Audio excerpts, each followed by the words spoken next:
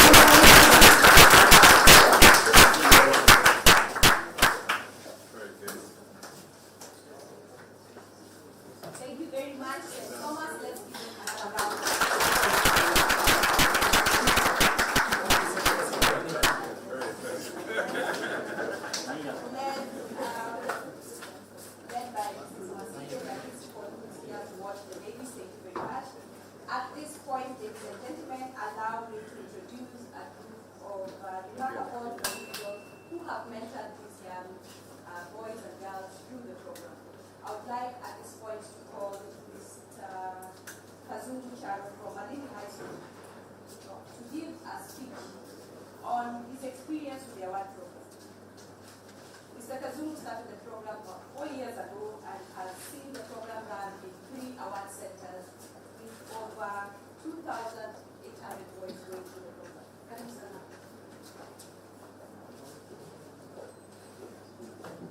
Thank you. Good morning, everyone. Good morning.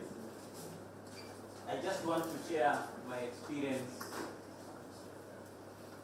in the award as an award leader and as a principal in several secondary schools. I want to share that in every secondary school I have headed, I tried to make sure that I recruit more than half of the school, although my target has always been 100%. So it's a bit difficult to achieve 100%, but I focus to get about half of the institution to join the award. And I note that when half of the institution joins the award program, then it becomes easy to join, it becomes easy to manage the boys. Incidentally, I have always headed boys' schools. Now, when the boys are in the program, there are specific areas where I get an opportunity as a principal to bridge the gap between me on the management side and the boys. In most cases, there's a very big gap between the administrator and the students. But when we're in the award, number one, during the adventurous journey, I make sure that I walk all the way with them. And as I walk together, we go through the pain, hunger during the journey, tiredness, and really you can imagine a whole day with the students. When you have the students in a whole day's journey, they tell you all sorts of things. Remember, you are also with teachers in the journey. And therefore, the teachers, the students, and you bridge the gap. And at the end of the journey, you become great friends. Then it becomes very easy to manage them. Number two, I noted that most student leaders come up from the group. In one of the schools, 50% of the student leaders have always been coming from the group of participants, meaning that the program is working very well to nurture the talents of leadership.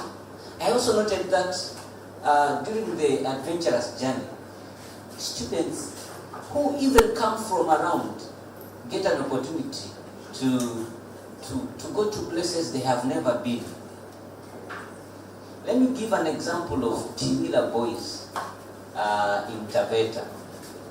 Around Tibila we have Lake Jipe, we have Lake Chala, we have Benjoro Springs, and I noted that even students who come from Taveta themselves, some of them have never had an opportunity to go to Lake Jipe. But because they're in the program, then they get an opportunity to see these places. Now, in our country, there's a period where we had a lot of unrest in our secondary schools. I noted that during that time, the schools that ran this program, most of those schools did not have unrest. This is because this program instills discipline to the participants. And because if you have many participants in the program, then they positively influence the whole student population, and therefore it becomes easy you realize that that wave of unrest will not affect that institution. Therefore, this program is very relevant in our institutions.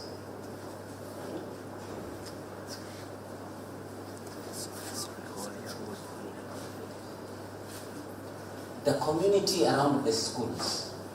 The community around the schools starts appreciating the fact that they always see boys going out. I will always talk about boys because I'm in a boys' school. Boys going out for community service. Beach cleanup, for instance, market cleanup. They will also go to children homes for community service. And therefore the attitude of the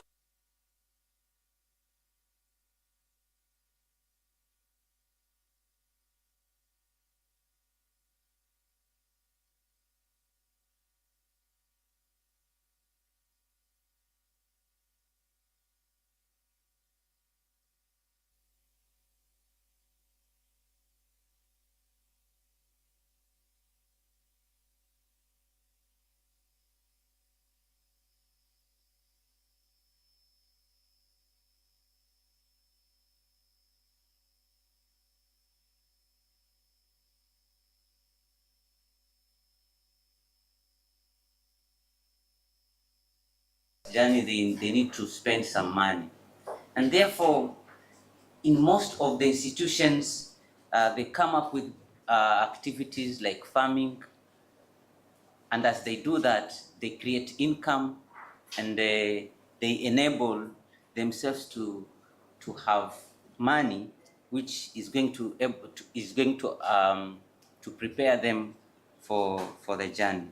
In other words, what I'm trying to say is that we have food security because of those projects that the students engage in. We have income that enable them to run their activities. One of the main challenges I want to say when we are running the program here in Coast Region, I want to mention two challenges. Number one, I have noted that during the program, when the activities, when the students are running the activities while in school, they are very active. Why? Because in most schools we have reliable internet. In most schools we have hardware that is very reliable. But when they go for holiday, some of them come from backgrounds where we do not have internet. Sometimes we are not able to have them having laptops and smartphones at home. And therefore, when they come back from home to school, then you realize the website is active. The online platform is very active. But when they are at home, the platform is not active. I am challenging this conference to come up with a way of making sure the online activity is going to continue. I want to give an example. In our country here, we have phones which are not smart. We call them kabambe. The kabambe phones, we can use USSD codes where we can get into certain platforms using USSD codes. If a certain way can be invented where even without a smartphone, a student or a participant is able to access the online platform without uploading, because for you to upload any evidence, you have to have a smartphone. So I'm challenging the participants of this conference to look for a way of making sure there is sustainability even over the holiday, because the students are very active when in school, but when they are at home, they they are not very active. I also want to talk about another challenge of finance.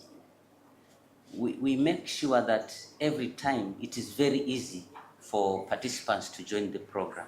However, during adventurous journey, when they're in a group, they will always want to explore very distant places. We try to make sure that we are innovative so that they can visit areas around to make the program as cheap as possible. But because of that challenge of they want to move distant places, you realize that they want to contribute, and some students who come from very poor background become disadvantaged. As I finish, I want to boast of three volunteers who are with us here. Please wave. Three volunteers who are products of working with me. Those are gold award holders I started with as I started the program in my first institution. Finally, do not leave Mombasa without experiencing the rich culture of the Swahili. What you just saw here is just a tip of the iceberg.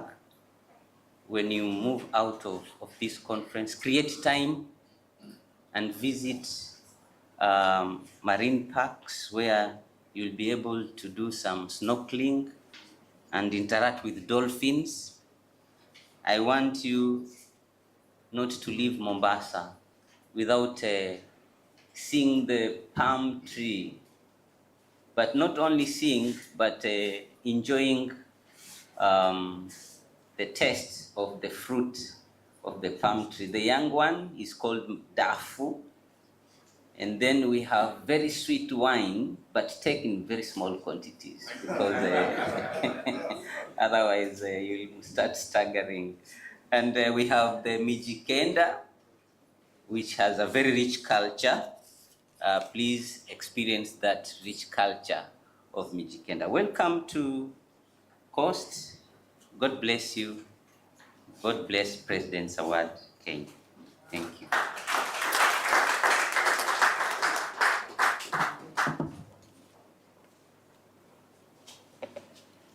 Thank you very much. I hope you can hear us at the back now. So, thank you, Mr. Kazungu. I would like to now call upon one of our outstanding award leaders who has run the program in the school for over 18 years and still going strong. I would like to call upon Mr. Tom Amumi to give us a brief speech on his journey with the President's Award. Let's put our hands together for Mr. Tom as he comes forward. He is popularly known as Coach in this region.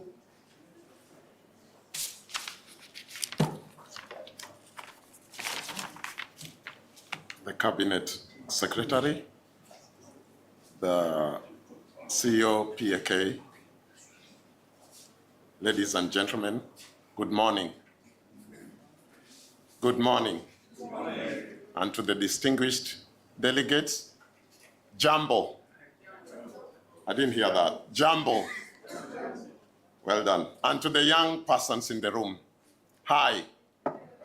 I can't hear you. Hi. Good. I'm truly excited, sir, to be part of this event this morning that has brought together African award leaders. And I'm honored by the opportunity to engage with them and also engage with the young participants that I've nurtured. As many here know, the award program has been a critical channel for young persons' engagement across the world, dedicated to placing the rights, the values, of course, and interest and well-being of young persons at the heart of everything that they do. Having run the award program for over 2 decades, it is over 2 decades, in my school, I must say the Duke of Edinburgh Award International is compared to none when it comes to non-formal education and experiential learning. I'll give an example. In my junior section of the award in school, we have over 10 different clubs, different programs, but when the transition moves to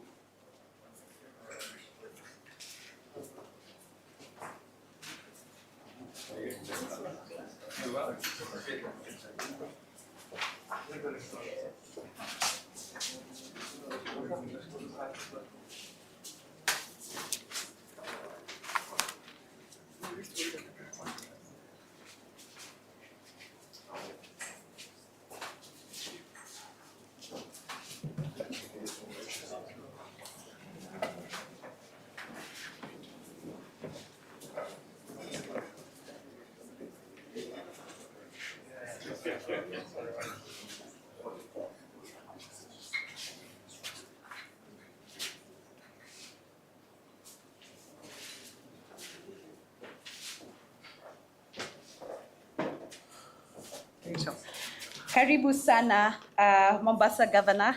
We are glad that you could join us. We acknowledge your presence in the room, and I will just allow one of our award leaders to continue with his speech, if you'll allow. Thank you. Thank you, Christy. As I was saying, having run the award program for over 2 decades in my school, I must say that the Duke of Edinburgh International Award is compared to none. Of course, when it comes to non-formal education and experiential learning. I was giving an example where in my junior section, we have over 10 clubs, but upon transition to senior school, most of these young persons disregard these other clubs. I once asked one of the participants why they discard or they feel the programs, other programs fizzle out. And what they told me was they were tired of some clubs because of the command, turn left, turn right, about turn. And in the award program, they were enjoying it because most of the decisions were made by them, what they want to do, where they want to go, and actually it was more engaging. The award concept is one of individual challenge, and it presents young persons with balanced and competitive program of voluntary activities which encourages personal discovery and growth, perseverance, responsibility to themselves, and of course service to their community and the world in general. The award program has a range of flexible tailored activities which enhances the participants' skills, physical abilities, and of course, service to the community. In my school, I've seen over years participants undertake activity by volunteering their time to support others, whether that be people, the community, the environment, or animals. The participants would raise funds and pay school fees for some of their participants in other schools. They'll also support other schools. Actually, we've supported over 5 schools start the award program within the coastal region. They'll also raise funds to buy seedlings and plant trees in forests like Arabuko. We did a project in 2013. We also did a project in 2015 at Ngong Forest, and also in Karura Forest in 2011. They will also raise funds to support animal projects like the injured and ill turtles residing along our beaches. We've also supported the KWS, particularly the Nairobi National Park.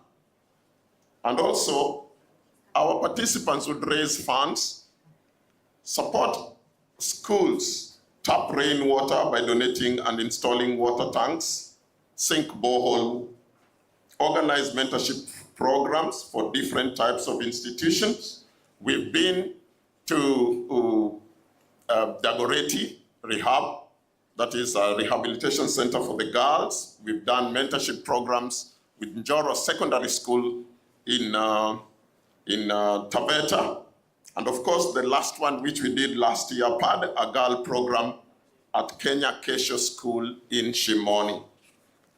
All this initiative would come from the participants themselves, and all we would ensure was that the participants' planning would be through SMART goals. Currently, our young silver participants, some of them are here, are raising funds to support our president's initiative to plant 15 billion trees by the year 2032. Their target for the group that they have this year is to buy and plant 2,000 seedlings and plant them. Let us commit ourselves to championing effective guiding and sharing our award, knowledge, and experience with them, paving the way for a brighter and more inclusive future for all our young persons. Thank you for being a vital part of this conference. We hope you'll all enjoy the event, and karibuni sana in Mombasa. Thank you. Thank you very much, Mr. Tom. I think the young people who are planting, who are aiming to help government in planting the 15 billion trees also need another round of applause. We have young people being solutions to our needs as a country. So at this point, I would now want to get into the section where we have our young participants to make a speech. Your Excellency, you missed a show of cultural entertainment, but it was well done on behalf of the people of Mombasa. Now I'd like to call upon our first speaker from St. Thomas Girls, Soledad Mwangemi. Please come forward. She's a Form 2 student who is also a CEO of a group of young girls who are also taking care of the environment and the needy. Let's give a hand to Soledad Mwangemi. Good morning. Good morning. You all look good. Okay. Allow me to take you through my transformative journey in President's Award. I have been introduced and said I'm Soledad Mwangemi. I'm a President's Award member and a participant and also a student. My journey began when I saw girls in our school tending to trees, seedlings on the school garden. I was intrigued by that and I drew nearly close to observe how they tended to the trees. I really enjoyed watching that, and yeah, I love trees. So I decided to find out the source. And I later realized that they were President's Award participants, and also that was just one of the many projects they were undertaking in the school. I decided to approach the award leader, Mr. Katana, who welcomed me with open arms into the program. Since then, my life has never been the same. How many of you have ever been involved in a boxing match?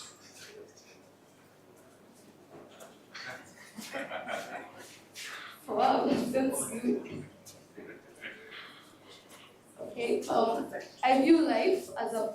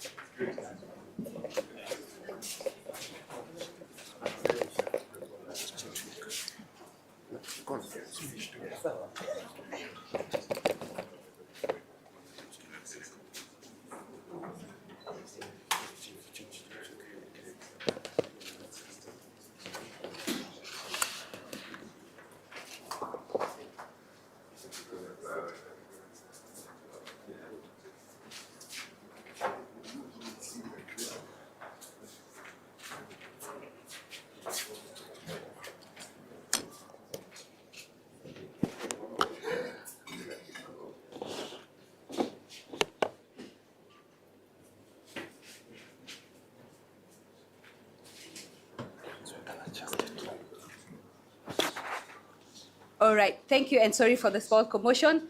At this point, I would like to call upon our Chief Executive Officer to welcome our chief guest to the session. Karibu sana.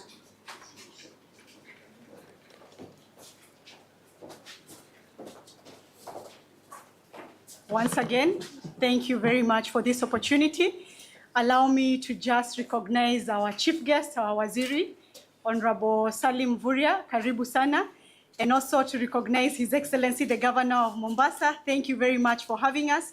I know we had started before, but I believe we will be able to get your remarks as we move along. So karibuni sana, and we look forward to just having a wonderful opening session. Thank you.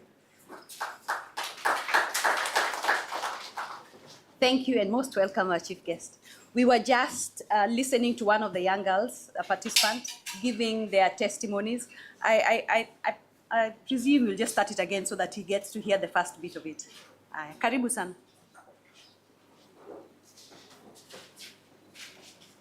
Good morning. As I said, you all look good.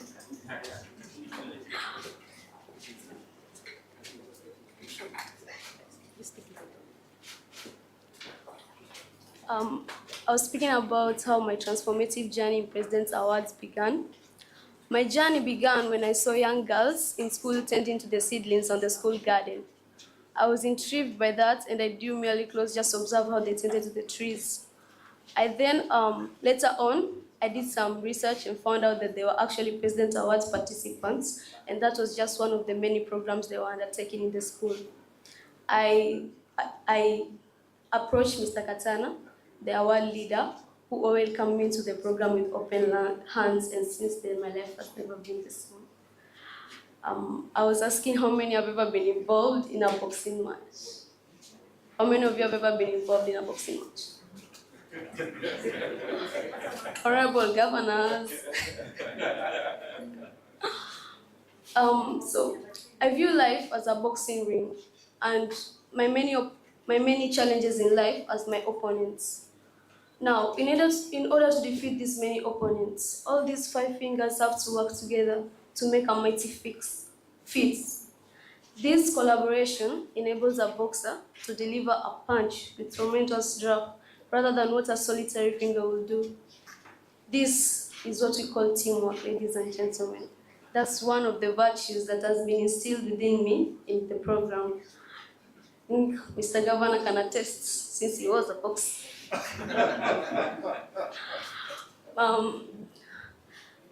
Let me use the analogy of the 5 fingers to illustrate my journey in President's Award.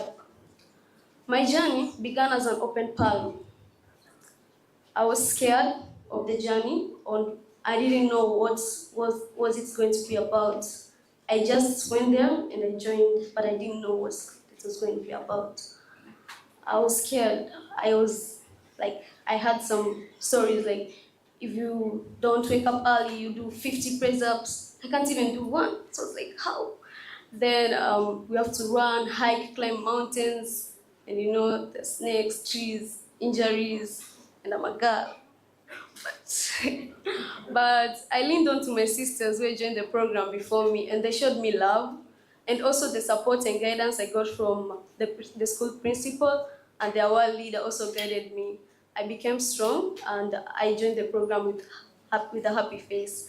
I view my sisters as the ring finger who showed me love and support, and here I am, the little tiny one. And also, I view the principal and Mr. Katana as the middle finger who connects us to the other stakeholders from the school, apart from the school setup. So, and also, I would like to continue by saying that let us view all these fingers as the little boys and young girls out there. The vulnerability of the little finger, the mischievous nature of the ring finger, the pokey nature of the middle finger, and the extravagant nature of the index finger. All these cannot be seen together when these students come together during their holidays to undertake programs. All that can be seen is one mighty feast.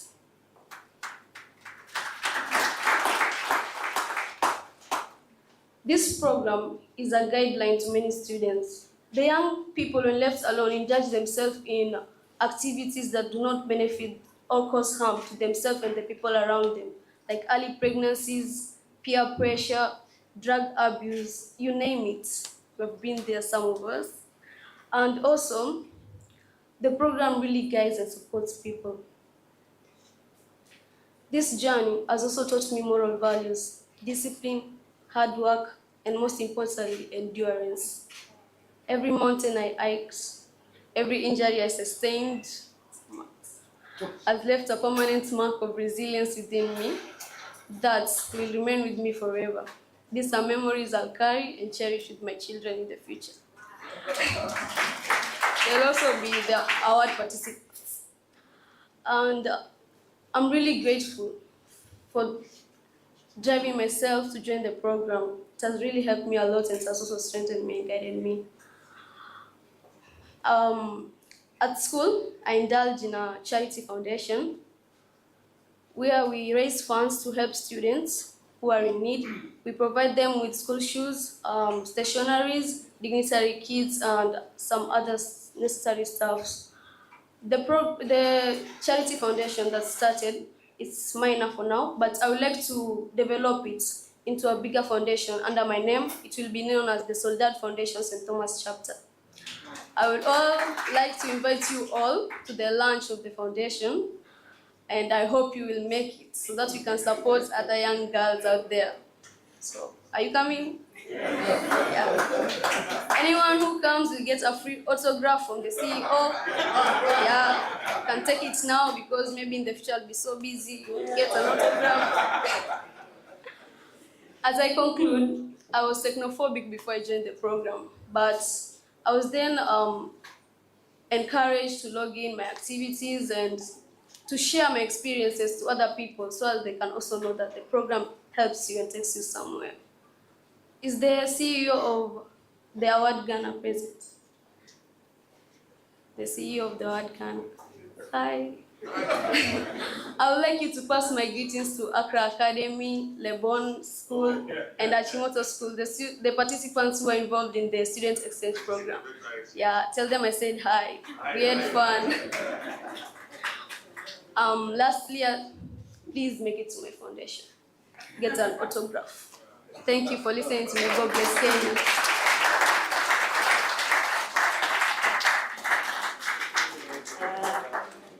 Thank you very much, Soledad. That's one of our young participants. I would like at this point to call Mr. Emmanuel, another young participant and an inspiring young leader who has just completed his secondary school and has won quite a number of accolades in debate at world level. Emmanuel has a remarkable story as well. Please come forward. Emmanuel, let's give him a round of applause as he comes.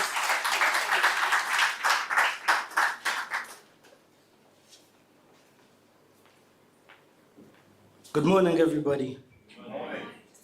Good morning, Mr. Governor.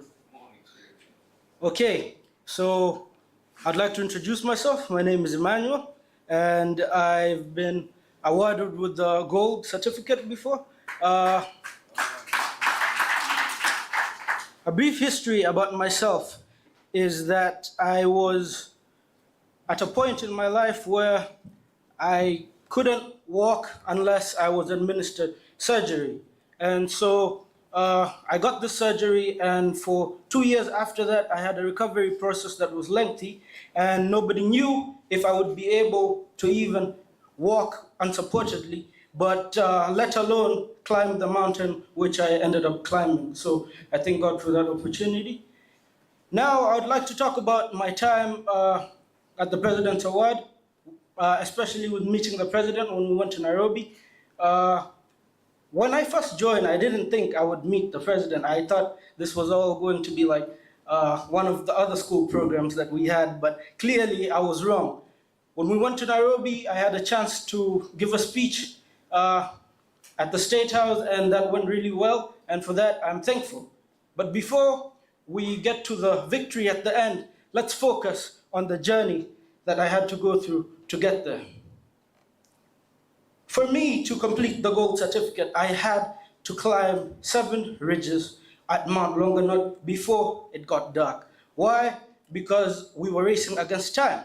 Now, I do not know why my team decided to make me the leader, but that's the choice they went with. So they made me the leader, and during the walk, I had to learn to be patient because my legs were not completely well, but as I was walking, the team had to stay behind me because the team can only move at the pace of the leader. So everybody behind me was complaining and saying, this man is taking too long. Everybody behind me was telling me that this man is making us late, and I had to learn key skills such as problem solving. I had to learn to work under pressure, and I had to learn that despite people criticizing me, I could still move forward. I talk about this because it was dark, it was raining, and the wind was blowing all around. We did not know whether we would make the time, but we had to stop, analyze the situation, and work under pressure. I told my team throughout the trip that this is the best trip we've ever been on. I encouraged them step by step, telling them this is the best trip we've ever been on, until at a point where I was low, my teammates now came around me and told me, didn't you say that this is the best trip ever? Get a move on. And we got there and we completed the trip, thank God. Now, when I got home, after the award was over, after I had my certificate, something happened in December. I remember it was December 25th, and we were waiting to celebrate Christmas, and I was with my little brother. We were in the dining room, and my parents wanted to go to the shop and buy some gifts. Now, as they went out to get these gifts, I told my dad, can I drive you? He said, no, he has a bike. So he went with the bike, and I stayed there talking with my little brother in the dining hall. When I was with my little brother, the phone rang when we were still discussing what it is that they're going to buy for us. And when I picked up, it was one of the worst calls I would ever imagine. They told me that my parents did not make it home. They told me that my parents were in the hospital and that we should get there as soon as possible. So we got there, we got to the room in the hospital, and we found them laying. My brother immediately started crying when he saw the state of my parents. They were in a small coma. My dad, his head was cut, he was gashing through the head. And at that point, with my parents in a coma, with my little brother crying, I had to take control once again, just like I did back in the mountain. I looked around, I analyzed the situation, and I realized we have to act immediately. The doctors asked me, what's going to happen with your parents? Can we transfer them to Mombasa? We were at Malindi at the time. And they went ahead and did that. And I stayed home with my little brother, and as I stayed home, I realized that I was now like a parent to him. I realized that I was now in charge of making sure he wakes up every day, making sure he gets 3 nutritious meals a day, making sure everything runs the same way so that when my parents come back, they at least are able to live normally. And so I found that the skills that I learned in the classroom could no longer be applicable. I learned that there was no formula to do what I was supposed to do. I learned that now it was time to use experience. And so I picked up myself, went back to the moment in the journey, went back to the time where I needed those skills, went back to the time where I learned how to cook on top of a mountaintop, went back to the time where I had to take care of the family despite having odds against me. And I took control of the situation and took manhood over the house until my parents got back. And when that happened, I realized the importance of such a program. I realized the importance of experience instead of knowledge that is not applicable. And it was then that I thanked everybody who invited me to be a part of the President's Award, because the real reward was the type of life that I get to now live, knowing that I can go through tremendous pain and get out towards the light at the end of the tunnel, unscathed, unharmed. And to each leader in this room, I give you all a message that thank you, thank you, thank you for this opportunity. Thank you that I am now here, a part of this large family that has kept on helping me time and time again. And I hope you have an amazing rest of the conference.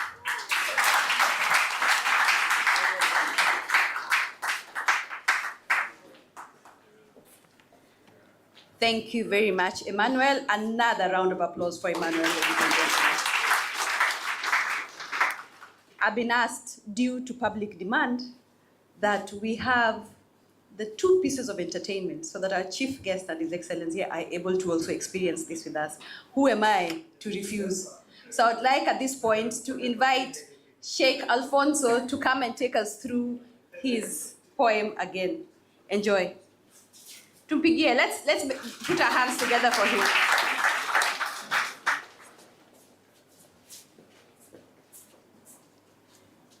Yes. Good morning. Good morning once again. Yeah, my name is Sheikh Angola, and I'll read the spoken word again. I really respect and honor all of you who are in this room, from our chief guest, our CEO, and every other person. Thank you so much. Yeah, we are ready now, waiting for the beats. And you all look amazing, by the way.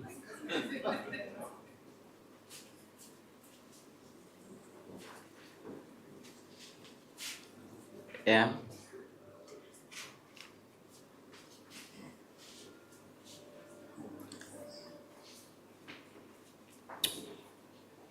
A drowning man will clutch at a straw, as a drowning boy will always look for a man to blame. This society has tarnished into a beautiful blackish ball that turns virtues to vices, while vices form core virtues and intentionally enjoys the pleasure. If life is a teacher, then it teaches quite tremendous lessons, because treading along this tedious treadmill, I feel weary and might turn into a tout. 1 + 1 is now 101, but I'm happy because this is lesson 101 and we have to speak one-on-one. Welcome to my world where I wish I would. If Twisted Tunes were to be a person, then I would be the persona. Nothing personal, but the internet talkers, the stalkers, are now twisting minds with their not so amazing ticklish tick and talk.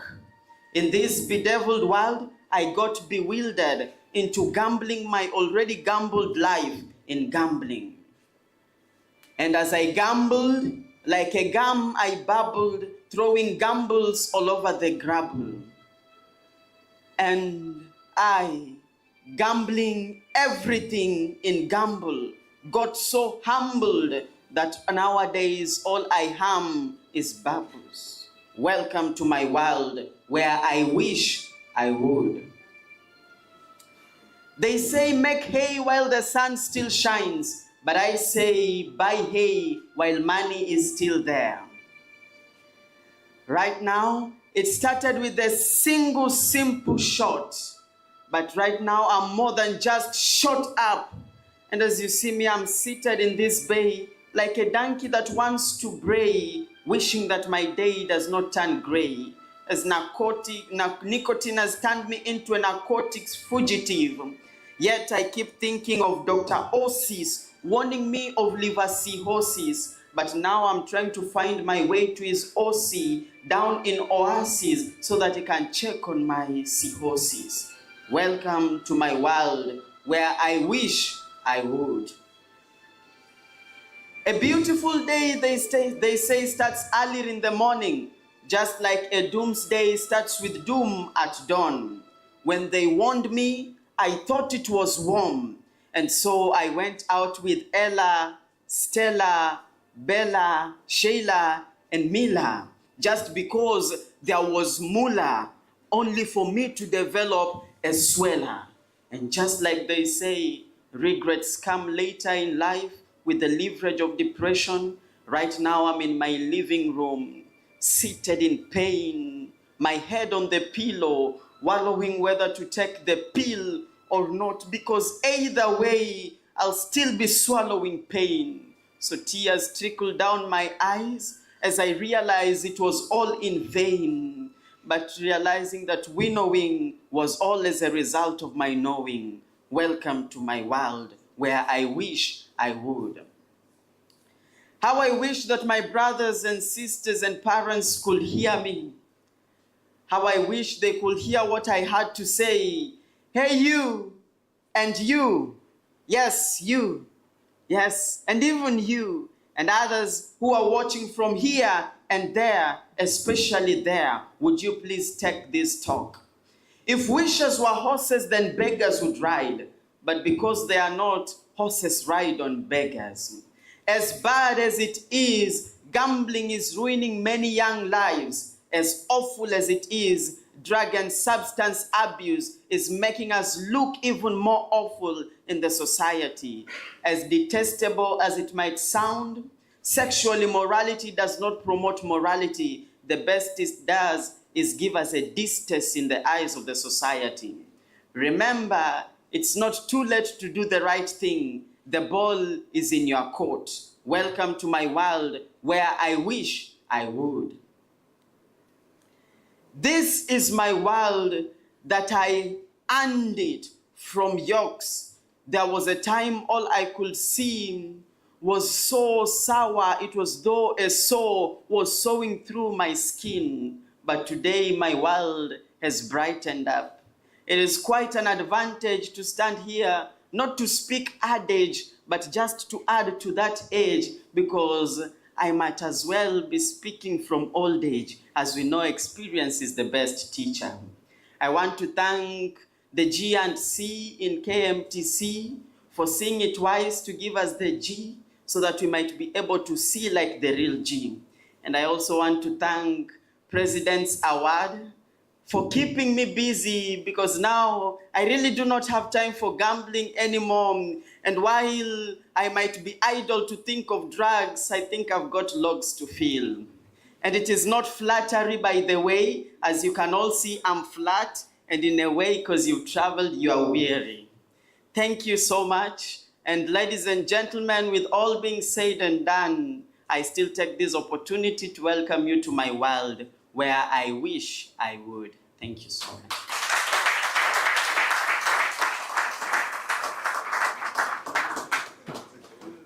Thank you again, Sheikh Alfonso from Kenya Medical Training College in Mombasa, an occupational therapy student. It's at this point in the program, I would like to now invite the Global Operations Director, the International Art Foundation, to invite our other guest and take it up from here. I have been your MC, Christine Chacha. Have a wonderful conference.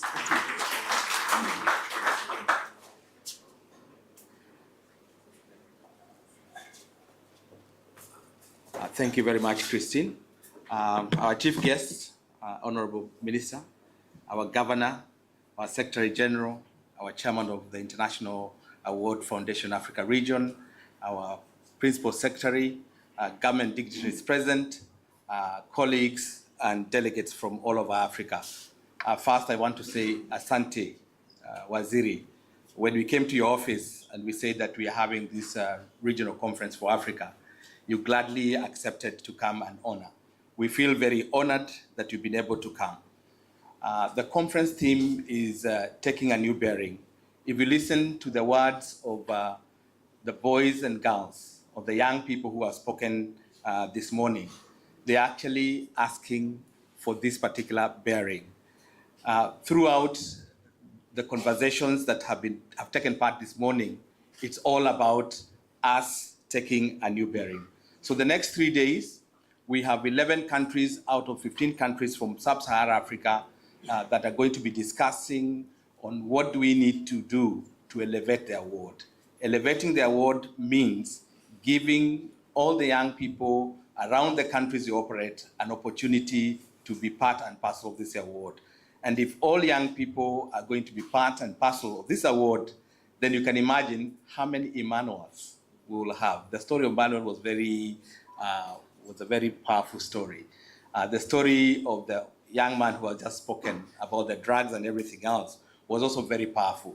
The young girls who sang here this morning was also a very powerful story. So can imagine if you have millions of young people, then this will make a big difference. Allow me, with your permission, to just introduce by mentioning the countries that are present so that all the people who are here today get to know who is around. From West and Central Africa, we have Cameroon, we have Guinea, we have the Gambia, we have Ghana, we have Nigeria, where soon we'll all be converging in November to discuss the global story. We also have with us in East and Southern Africa, we have Uganda, we have Zambia, we have Lesotho, we have Madagascar with us, and we also have Kenya. In the Indian Ocean, we are happy to have Seychelles and also with Mauritius. So we have in total 11 countries, and these 11 countries are well represented by chief executive officers together with their national chairs. So, Honorable Minister, you can see the level of engagement that we'll be having in the course of the next 3 days is one that we are talking about Africa Arise and make a difference to the young people in Africa.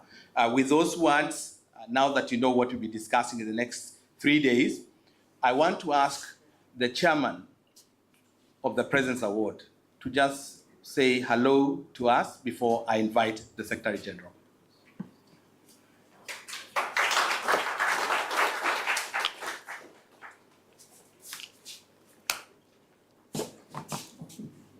Thank you, Mr. Kimani.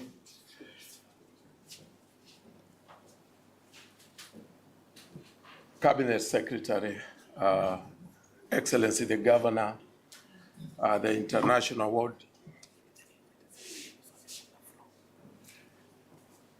the Secretary General, the PS for Youth, our Africa Continental Chairman, Mr. Mohoho Kenyatta. I think by way of my dress, you can see that I don't come from Mombasa. I'm coming from Nairobi. If you see me take advantage of the tea break to dress properly, please understand. CS, you will kindly allow me to just call my colleague trustees here so that I can introduce them to you. These trustees have been running this program for the last 6 years, and this week is our last week as trustees of the President's Award Kenya because our term ceases on Sunday. So kindly just allow me to introduce my colleagues. Actually, our substantive chair had left the board on 18th of March when his term ended, so he is not here with us. I would just like you to hear their voices. Kindly name and... Good morning, young people and old people. My name is Susan Omanga. I've enjoyed this ride with President's Award, and I wish every young person all the best in this program. Good morning. I'm Anne Chelangat from the National Treasury. I represent my PS in the board, and I'll still be with the board until otherwise advised. Thank you.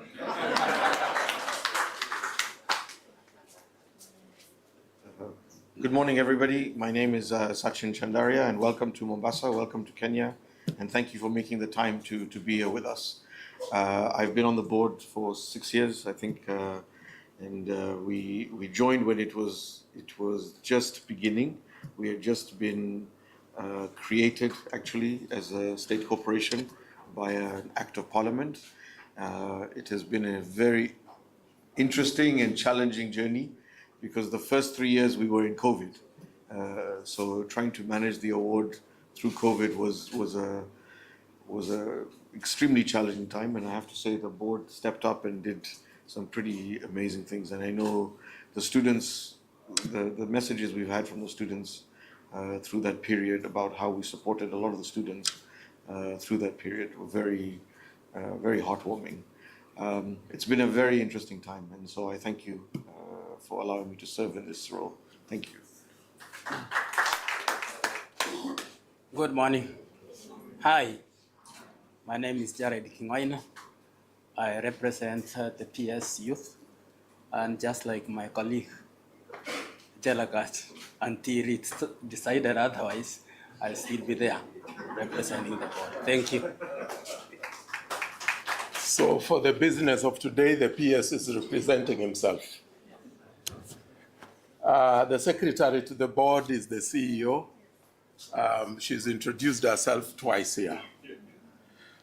Secretary General, thank you very much for allowing us to host this CEO's conference of the award. We thank you very much, our chair, African continent, for the support in many, many forms, and especially today for our being here. We thank you very much, and we undertake to, in return, give the young people the best that we can. The next board will find the game rather at the next level, because we did promise in the last conference in Romania, we gave ourselves a target of reaching a minimum of 1 million young people. And we are intent upon doing this, as you can hear from the stories that young people have just been sharing with you here. So we are very happy that the next portion of that headache will go to somebody else. But we are also confident that with the support of the likes of Mr. Mohoho Kenyatta and your ministry, CS, and the PS, we will be able to achieve this. We're also happy that the county governor of Mombasa is here, and that he has undertaken to work with the young people in this journey. This is actually the key portion of the population. So it is very critical that they are prepared for the future, so that the world that they are going to inherit from us is a place of joy and safety. We thank all the directors who have traveled across the continent to come and join with us. And with your permission, CS, I would just wish to recognize the governor of Conakry municipality. He is the chairman of the award program in Guinea. Is there another governor sitting in this room, or mayor, or a PS? There was a PS from where? Seychelles, is he here? From Mauritius. Oh, PS, sorry, karibu sana. Thank you very much. It's now my grand pleasure to invite you, Secretary General. Thank you.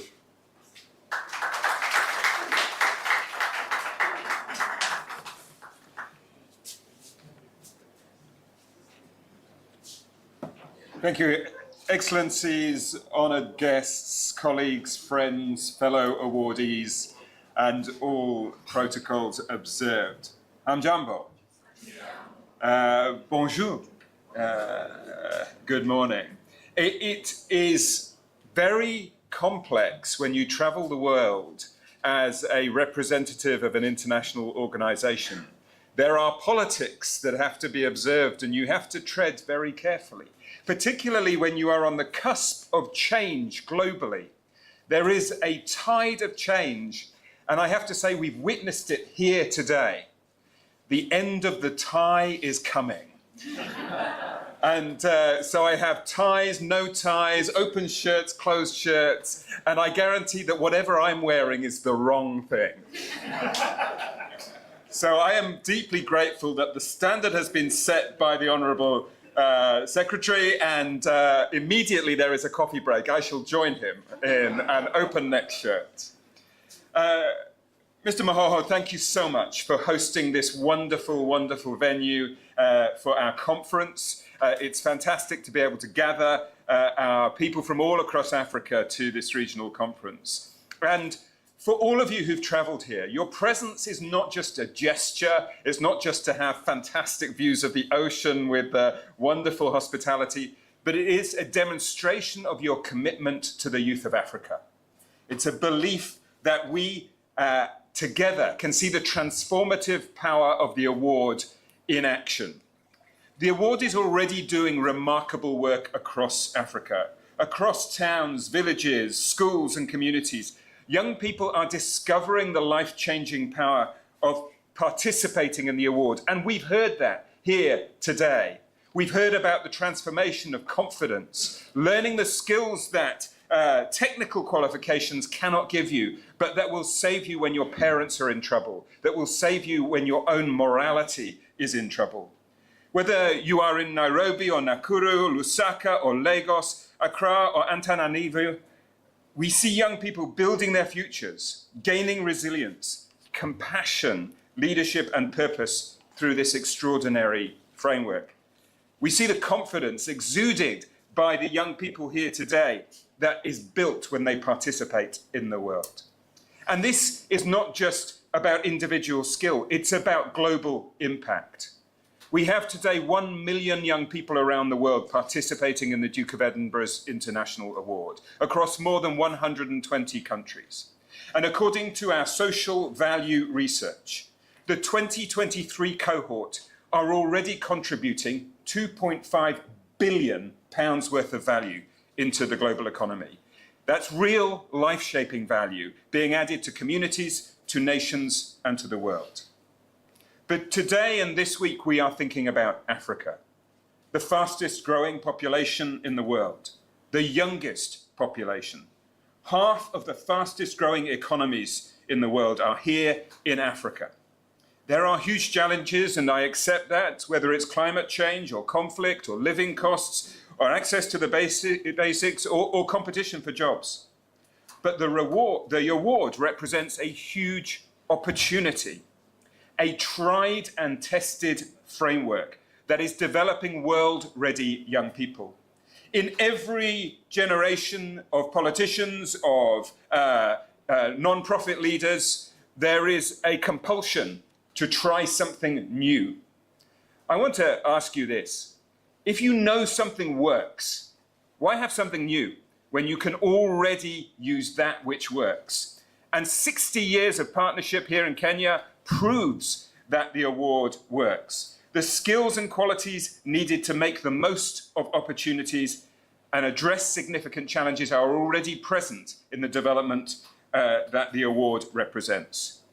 We together can be the cornerstone of youth development in Africa and a key part of the future.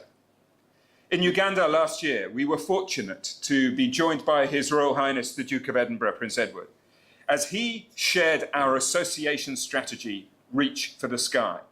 He described how it is essential that in each and every school, in each and every community, and in each and every nation, we build critical mass. We heard it earlier, Honourable Secretary, before you came, from a head teacher who described that the schools that he's led, he makes it his ambition that 50% of every school participates in the award. And what happens when you reach that 50% is you have momentum.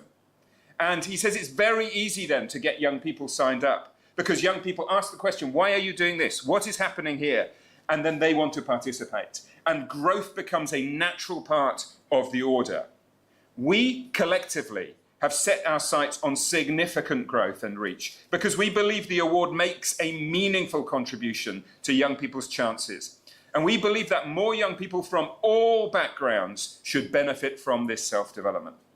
I hope that this ambition is running in you today and will be at the top of your minds over these next few days in this conference. But what does this mean for the award in Africa? We have to be intentional. We cannot rely on the status quo. In fact, the status quo is dangerous.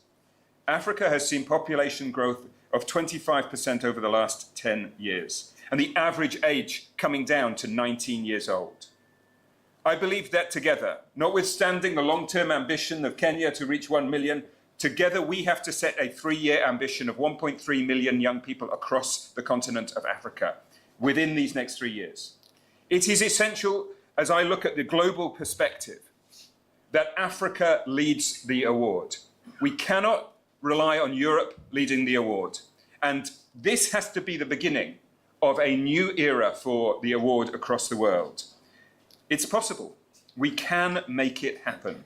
And I believe whatever the challenges that we are able to identify, we can overcome. And what's more, I want to pay tribute to the Kenyan government, who in just the last 2 weeks issued a formal statement in regard to the order of precedence for holders of the President's Award. And in real terms, this means that young people who hold the certificate have preferential opportunity in regard employment. This is not just rhetoric, this is meaningful change and transformation, and this is a government who stands by their rhetoric for young people with hard, tangible change. And Honourable Minister, I thank you. My hope is that in the next few days, there is a chance for us to really focus on your nation, where you come from, the barriers you're facing, the foundations that you know that you need to build in order to grow the award. As a foundation, we've listened and we've responded, and we have set our stand on developing the digital enablers that we know that you need, on ensuring that our research describes how we make young people world ready and how we can reach marginalized communities as well as mainstream communities. We know that through building strategic partnerships with decision makers and global agencies to the expansion of our capacity, just last week, His Royal Highness was in New York at the United Nations talking to assembled global education leaders. We are here to help you to build a brilliant future. So together, let's take a new bearing that will ensure that we can reach the young people of Africa with this wonderful framework. Thank you. Merci. Tuana Netena.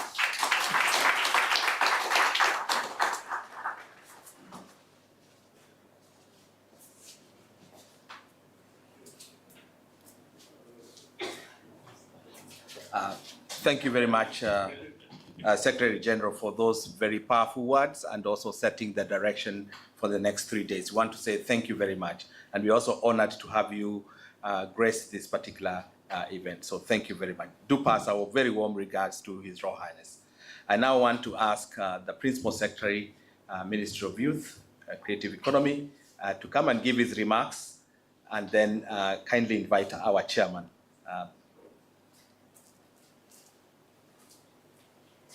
Thank you, Your Excellency, the Governor, the Honorable Abdulsamad Sharif Nasir,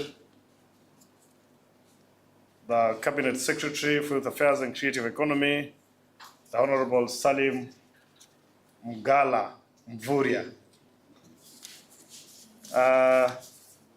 the Chairman of the Africa Regional and International Trustee of the Duke of Edinburgh's International Award Foundation, Mr. Moho Kenyatta, before the Secretary General, the Duke of Edinburgh's International Award Foundation, Mr. Martin, who's just spoken, and the Permanent Secretary, the Minister of Youth and Sports from Mauritius, Mr. Fehan Khan Jahur, the Deputy Permanent Secretary, Minister of Youth and Sports from Gambia, Lamin Kamara, who is also present here.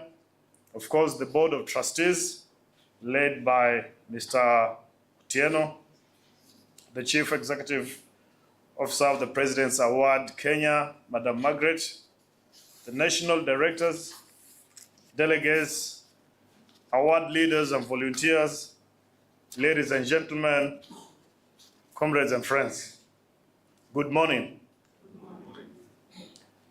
It is both an honor and a great privilege to address you today at this prestigious gathering of the Duke of Edinburgh's International Award Africa Regional Conference. Allow me to begin by expressing my heartfelt appreciation to the Duke of Edinburgh's International Award Foundation, the President's Award Kenya, and Africa partners for choosing Kenya as the host of this year's conference. We are proud to welcome you all to a country rich in diversity, innovation, culture, and above all, youthful energy. As the Principal Secretary, State Department for Youth Affairs and Creative Economy, I stand here not only as a public servant, but also as a believer in the power and promise of Africa's young people. Our youth are not just leaders of tomorrow. Over time, our Kenyan youth, our African youth have proved beyond any reasonable doubt that they are the change makers of today. This conference takes place at a time when the continent is facing both immense challenges and unprecedented opportunities. From the climate crisis to unemployment, digital transformation to civic participation, young people are at the center of it all. Platforms like the President's Award Kenya unlock the potential of our young people in ways that traditional classrooms often cannot. Your commitment to equipping young people with life skills, resilience, leadership, and a spirit of service aligns seamlessly with our national and continental development agendas. In Kenya, we recognize that empowering our young people must go beyond policy statements. It must be practical, inclusive, and also transformative. And this is the reason why, as a State Department for Youth Affairs and Creative Economy, we've placed our intentional focus on expanding access to youth development programs that build soft skills, character, and leadership. We've also taken it upon ourselves to invest in creative economy. That is music, film, art, fashion, digital content creation as drivers of jobs and innovation. We are also fostering partnerships with civil societies, the private sector, and global initiatives like the Duke of Edinburgh's award to scale the impact. And of course, most importantly, ensuring that youth voices are heard and integrated into every decision that affects our future. Ladies and gentlemen, in the ever-fast changing world of work, we face a growing challenge of skill mismatch. While hard skills remain essential, they alone may not guarantee optimum productivity or long-term success. Today's workforce demands more resilience, communication, adaptability, and teamwork. And recognizing that hard skills must be complemented by soft skills, this is where the President's Award Kenya plays a critical role. Through its global recognized non-formal education and learning framework, it equips our young people with the soft skills they need to thrive. The result is not just a qualified young person, but one who is confident, agile, and ready to adapt to an evolving environment. Through strategic collaborations with civil society, private sector, and global partners, we are working to expand access to non-formal learning pathways that speak to the realities of our young people, particularly those in undeserved communities. The State Department for Youth Affairs and Creative Economy is also exploring policies that recognize and accredit learning gained outside the traditional academic institution through the belief every skill, every experience, and every effort a young person makes should count. Whether it is in the leadership, in a community project, volunteering, or innovation, in the creative arts, non-formal education empowers our young people to become active citizens, not just job seekers. Ladies and gentlemen, you're all aware that His Excellency the President launched the recognition of prior learning. And as a State Department, with the support of our CS, the Honorable Salim Mvurya, we've taken it up to ensure through our many, many programs that our young people who have prior skills are recognized, accredited, so that they can equally have a space in the local and even the international job market.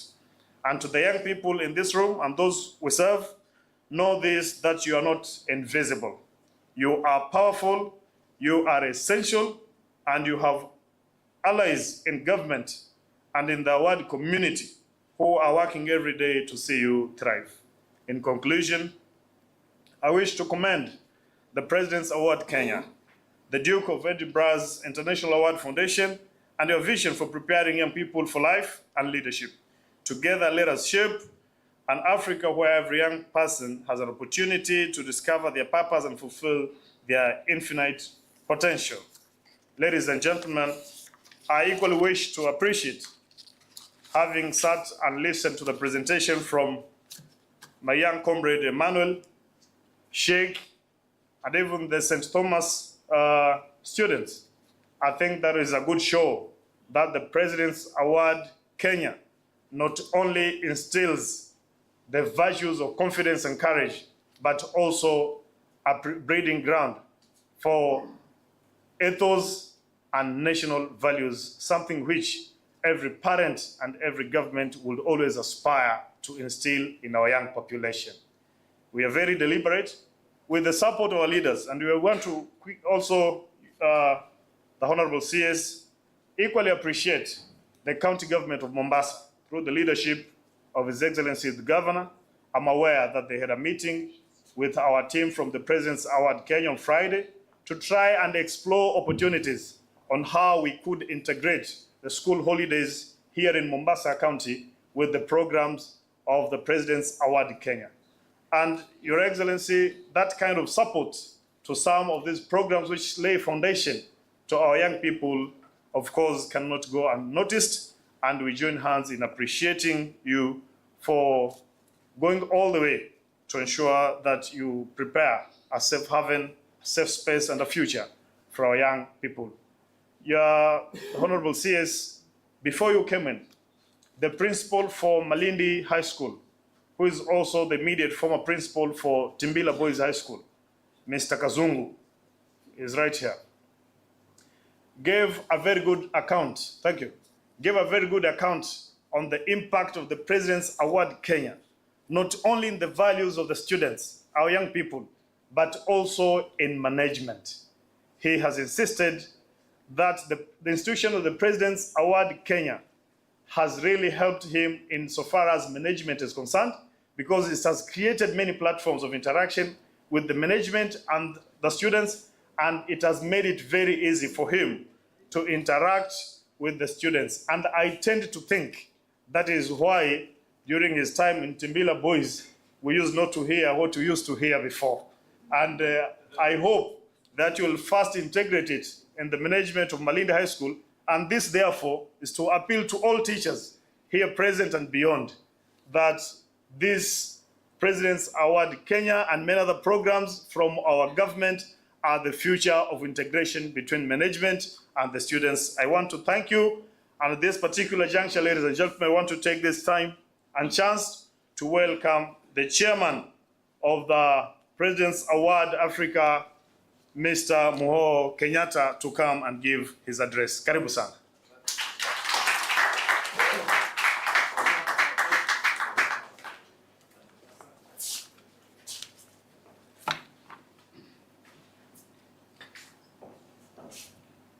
The Minister for Youth Affairs, Creative Economy and Sports, the Honorable Salim Mgala Mvurya,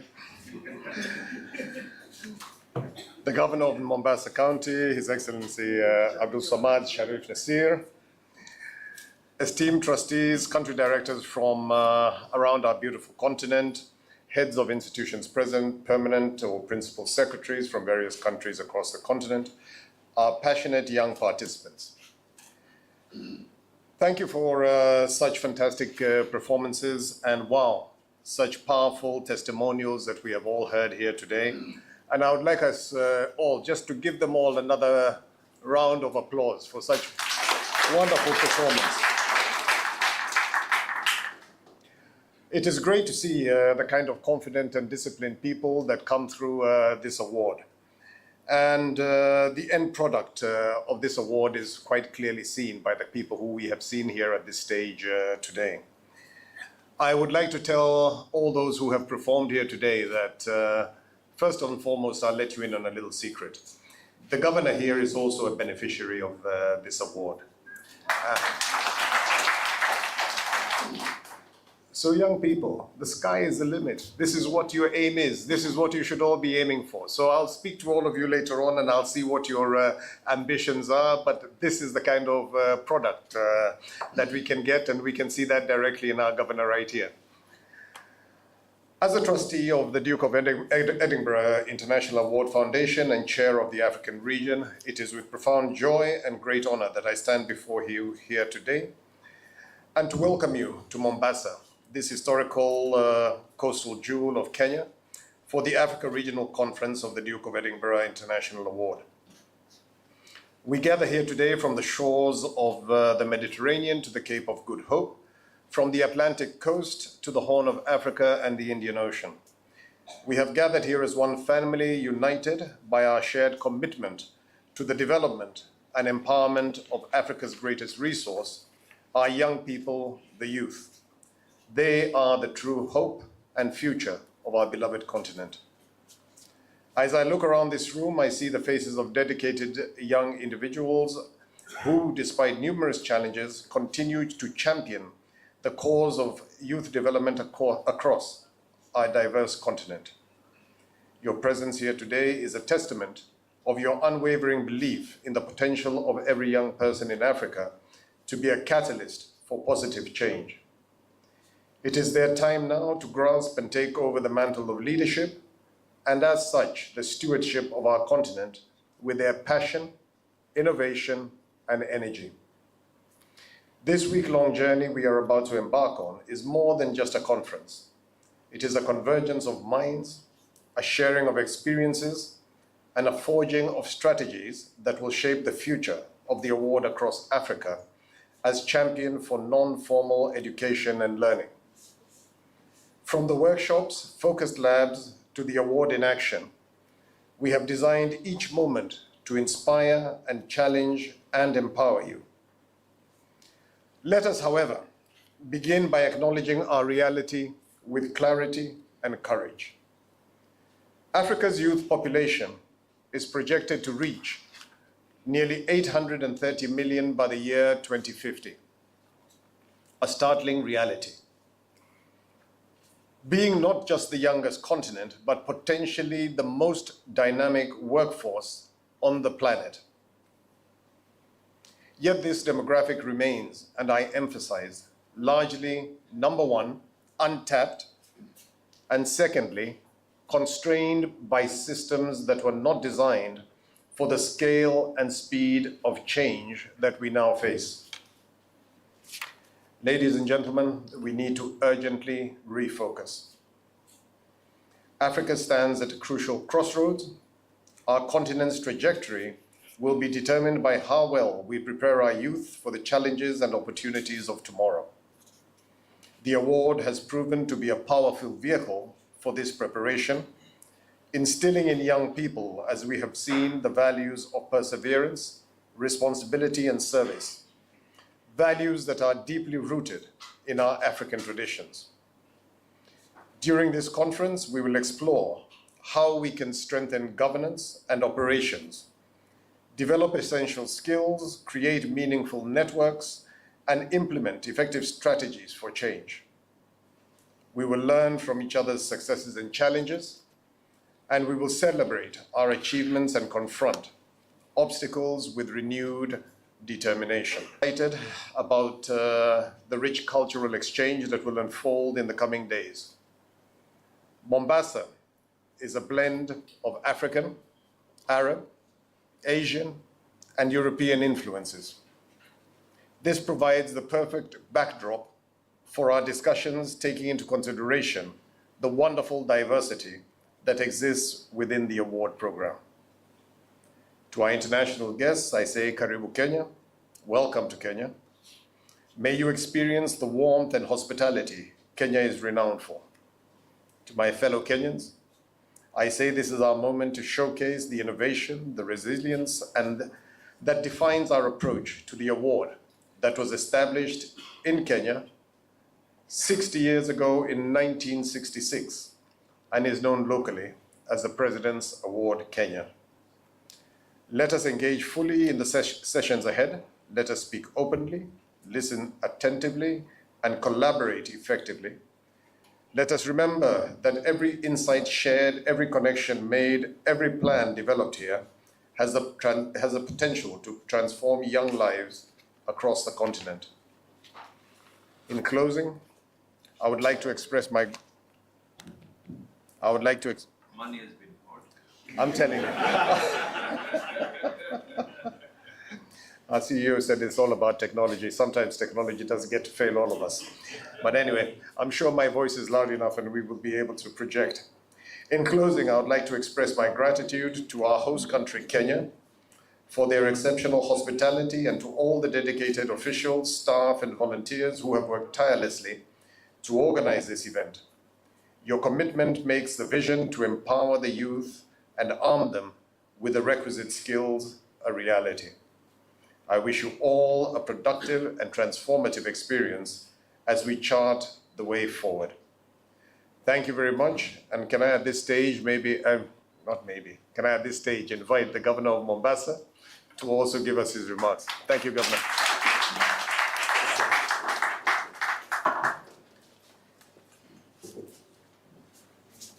They gave me a mic not because I'm the governor, but because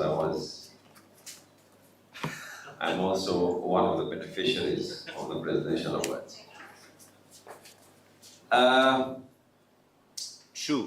I need to, probably my wordings will be a bit biased because I'm conflicted.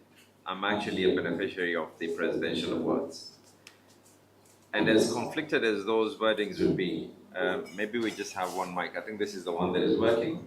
Yeah.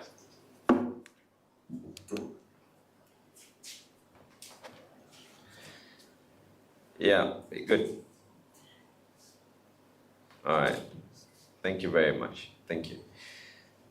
And as conflicted as those wordings will be, when the ABLE team, together with the CEO, came to see me in my other office in Nyali, I actually recalled quite a number of things. In my school days, I remember many things, like I can actually tell you, if I was thrown in the wilderness, I'll know what you need to be able to do if you didn't have a frying pan and you didn't have a pot, on how to have a cooked meal.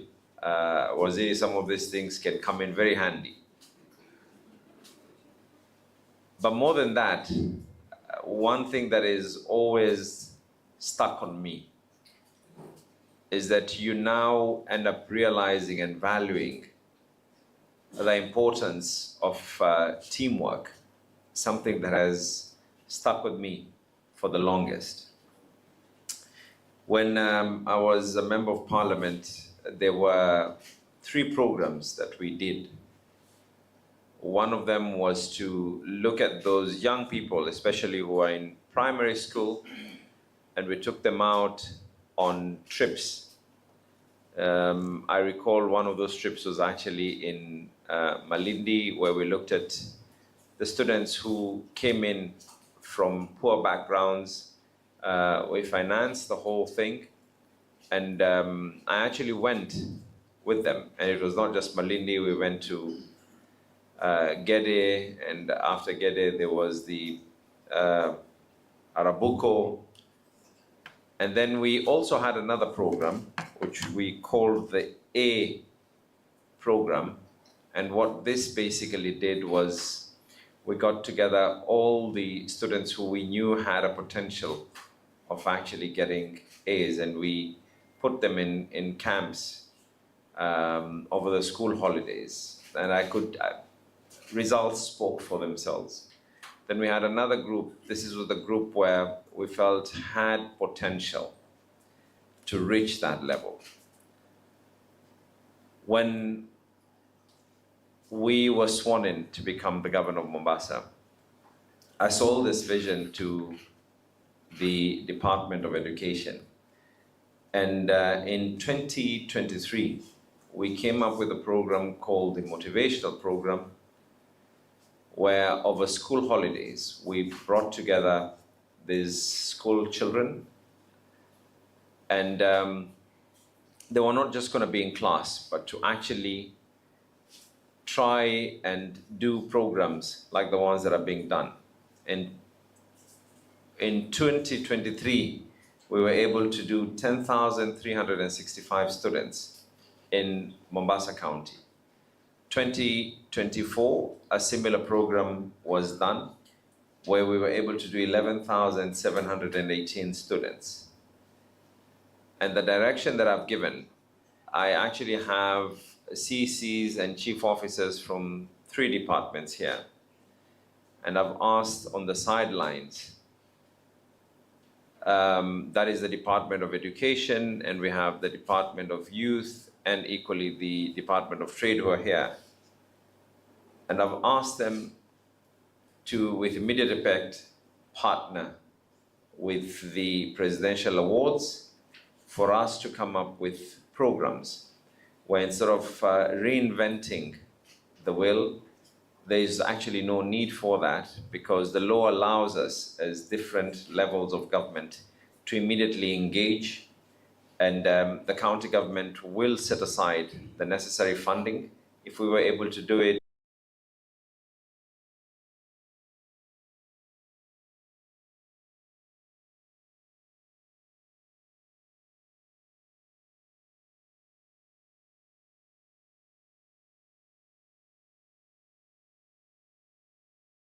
Economic times. So we came up with a program where for every day that the child was able to participate, we had 2 fundings. One was kept aside for that child and we paid the school as their school fees. So for every day, there was an amount that was allocated, and at the end of that period, if you participated for 10 days, for 14 days, that amount will be accumulated and a check would be made to the school. Then on top of it as well, because it was not a night out kind of a thing, for every day that they would be able to come, so it does not become a burden on the parents, we set aside funding for the transport and the lunch. And it was enough for the child not to get spoiled, that we're giving them too much money. It was enough at least for them to be able to have a lunch and to use it as transport as well. And we were able to finance this for the 2 financial years. We had a discussion with the Ministry of Education where we did not want this program to actually end up being extra classes over the holidays, but actually the concept and the gist of it all was that we needed to be exactly like this, to teach them what is not necessarily taught in the curriculum, in the classes. And I've asked the teams to be here, to be able to sit down with the Presidential Awards team, the CEO, and I think with the blessings of the ministry, they will be able to come up with something that is going to be conducive for the young people of Mombasa. I know, once again, what this program can be able to do. It is not anything else, but it also gives you, and it's something that sticks with you forever. So you have our support. You can, and I'm hoping that when we are going to be able to launch this particular program for this year, Waziri, you'll be with us. And I think the representative of the Duke of Edinburgh as well. And George, I think you can also be with us. It'll be good for the young people, and all of you are invited for that. So with those very many words, I believe it'll be my honor to invite my brother from another mother. We come from different political backgrounds, but have same agenda in mind. The CS, Salim, and I've been reminded by your PS that we have to say Mgala Mburia. Karibu sana.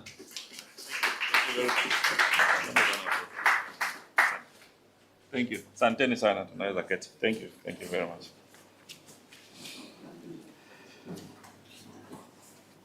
His Excellency Abdul Samad Sharif Nasir, the Governor of Mombasa County, the PS State Department of Youth Affairs, Fikirini Jacobs, the Chair of the Africa Region and International Trustee for the Duke of Edinburgh, our brother Muhoho Kenyatta, who is our elder brother, the Secretary General of Duke of Edinburgh, Mr. Martin Brown, here present. Also, we have Deputy Minister, Deputy PS from Gambia, Lamin Kamara, in the Middle East, and also the PS, Deputy PS from Mauritius. Dignitaries here present, including the Chair, and also the senior board members, the CEO, all the other delegates from Africa, and of course, the youth, teachers and students here present. Good morning, everyone. Good morning. You know, when you are asking the governors to stand, I was a bit conflicted because I immediately thought I needed to stand also as a former governor for 2 terms. You know, so I just want to say that the governor here in Mombasa and the governor from, is it Ghana or Guinea? Yeah, just remember that I'm also a former governor, so you don't need to worry. Today we are gathered here on a very special mission, and I listened to the students and the youth giving us stories, and also the emeritus beneficiary of the President's Award, the governor of Mombasa. And I thought we really have to work together, and bringing this conference to Mombasa County and Kenya in particular is very special. As government of Kenya, we really want to thank all of you for coming to Kenya, but also to tell you it's not a coincidence. It's a deliberate move also by the government of Kenya to ensure that we are able to anchor the values of this President's Award to the entire region in terms of sharing experiences, in terms of sharing knowledge, and also in terms of seeing how we can, create and nurture a better future for our youth and children of Africa. On behalf of the government of Kenya, therefore, I want to warmly welcome you to Kenya, but also to tell you that Kenya is a country of diversity. You know, you are here in the coast region, just in the beach, in the ocean here, but this country has a lot of other diversity. We are a country of mountains. When you go to Mount Kenya region, there's a lot of diversity there, not only in agriculture, but also you have a breath of fresh air, away from the beach line here. If you go to our western region in Lake Victoria and Nyanza, that's the lake region, and you begin to see a different environment, not just for tourism, but also for investment. In the Rift Valley, you also get historical on how tectonics can create, volcanoes, and you can be able to look at a very good diversity. So we are a country of diversity, not only in our tourism, but also in our culture. And therefore, we want to welcome you home, because Turkana is the home of mankind, and this is in Kenya. So we want to welcome you in a big way and to thank you for coming. And I also want to recognize that the theme of this conference, which is taking a new bearing, is both timely and powerful, because it calls upon all of us, the government, those in education, those in the development sector, and young people to chart new paths that will position our youth at the heart of sustainable development across Africa. It is therefore a call for innovation, a call for reimagining youth engagement, and a call for expanding access to non-formal education as a critical tool for youth empowerment. In Kenya, the President's Award has become a beacon of opportunity and transformation for thousands of young people, with over 120,000 active participants and a growing presence in schools, tertiary institutions, and youth centers across the country. The President's Award scheme is an embodiment of our national commitment to holistic youth development. The award cultivates resilience, leadership, civic responsibility, physical awareness, and self-discipline, qualities that are vital in preparing young people for life, work, and citizenship in the 21st century. Ladies and gentlemen, this morning I'm also pleased to announce that His Excellency the President, Dr. William Samoei Ruto, as a patron of this award, has expressed unwavering support for the program. In recognition of its value, the holders of the gold certificate, the gold award certificate, and I hope, Governor, you got a gold. The holders of gold award certificate will now be accorded precedence in public service recruitment, training, and advancement opportunities in recognition of their demonstrated commitment to civic responsibility and leadership. I received this directive of order of precedence straight from His Excellency the President, but this has also been copied and actually directed to the Public Service Commission and all government agencies to give precedence to the Gold Award certificate winners. This progressive move reflects the government's belief that education must be more than academic attainment. It must forge resilience of character, unleash creative potential, inspire meaningful societal contribution, and foster deep community engagement. While formal education provides the foundation for literacy and professional development, non-formal education, such as that offered through the President's Award, gives young people the space to build practical life skills, pursue their passions, and develop a sense of purpose. This is especially important today as young people face a complex array of challenges in an interconnected world. Challenges such as mental health and fitness issues, while being worried about the health and well-being of their family and friends, which have led to high levels of stress.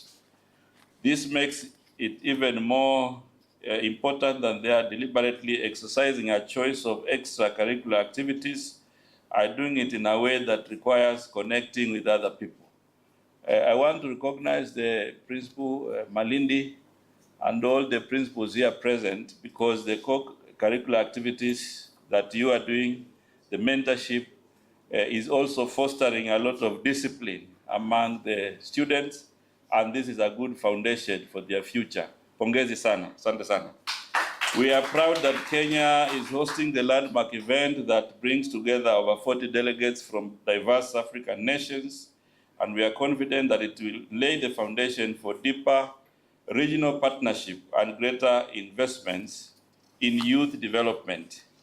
If you look at the profile of Africa, we have all been announced and recognized at the continent with the youngest population, which means that with greater investment from government, from non-government organizations and all partners, we'll be able to inspire the youth of Africa to be more progressive, and become the critical mass that is going to change our continent. Allow me to thank the Duke of Edinburgh International Award Foundation for its global leadership through expanding access to the award program and empowering our young people to be ready for the world. As we take a new bearing in the coming days. I challenge every government, every institution, and every partner represented here today to do the following. Number one, prioritize youth voice and partnership in policy making. You know, policy making should not just be an event, but should also be a process, where we engage young people. That engagement itself will also inspire their skills, provide, proper mentorship, so that policy is not just for other people, but policy should also inculcate the priorities of our youth, so that they can be able, to realize their potential. Number two, scale up investments in informal education and life skills development. As you already have seen from our young people here, there's a lot they have learned outside the classroom. And I think it is important that we also invest in non-formal education and life skills development. On this one, I want to say that the government of Kenya has also recognized, the prior learning as a key area that we are going to invest. We have recognized this, and we are working with the Ministry of Education to ensure that we are able to inculcate this in every facet of our life.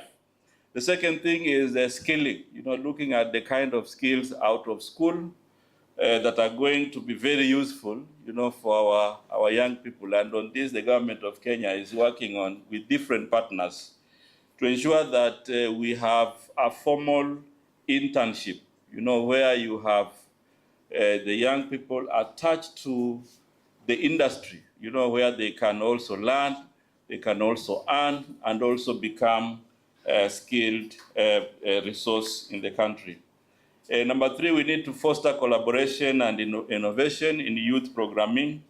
If you look at the world today, and Africa in particular, we have become a village because of technology. And therefore, this collaboration and innovation in youth programming will be able to make proper connections, not just in terms of creativity, but also in terms of seeing how we positively use innovation to foster opportunities for our young people.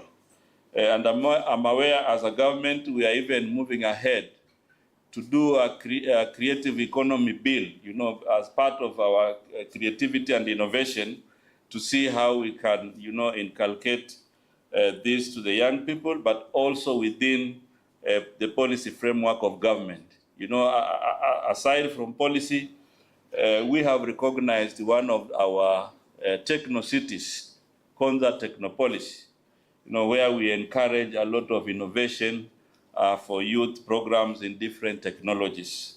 Number four, we need to support the recognition of the award framework in employment, education, and community development spaces.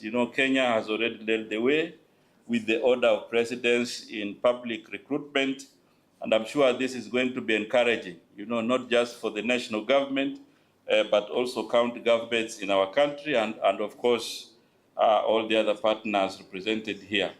So the ministry will continue to provide necessary support to ensure the successful operations of the award in Kenya through the bottom-up economic transformation agenda. We value and recognize the diverse skills of all individuals, irrespective of their backgrounds. The ministry will continue to liaise with the Ministry of Education to support the expansion of the program in our educational institutions in line with Presidential Award Kenya strategic direction. And I also want to emphasize that it's not just the Ministry of Education, but we will work with all the 47 county governments, to ensure that we download all the strategic interventions from the national level and collaborate at the grassroots level. To the young people, I want to implore on you to continue to dream big, to aim high, and to pursue your goals with unyielding perseverance. Remember that you possess the power to shape the world in unimaginable ways. Embrace your unique talents and never underestimate the impact you have on the lives of others. On the area of talents, as a ministry, we are also actually building sports academies across the country, which are also talent development centers, and this is the support that we want to do to our young people. We are doing 37 in phase 1, and of course we will continue to do that so that we have talent centers across the country. These talent centers are not just looking at sports, but they are also looking at the welfare, the issues of wellness, the issues of social interaction, the issues of community service. So these are also going to be critical units where President's Award Kenya will be working together with all agencies of government to ensure that we provide an enabling environment for our young people. I would like to extend my heartfelt gratitude to the parents, teachers, mentors, and supporters who have nurtured and guided these exceptional young individuals through the award program. And your unwavering support, encouragement, and belief in their abilities have played a crucial role in their success, including the success of the governor of Mombasa. Let this conference be a springboard for action, a renewed commitment to the African youth agenda rooted in values, vision, and unity. If you look at Kenya and Africa in general, there are a lot of opportunities for our youth, especially in technology. You will find most of the youth, young people are online. They have a lot of online platforms. And I think for us, what we want to advise young people is to use the technology and the online spaces positively.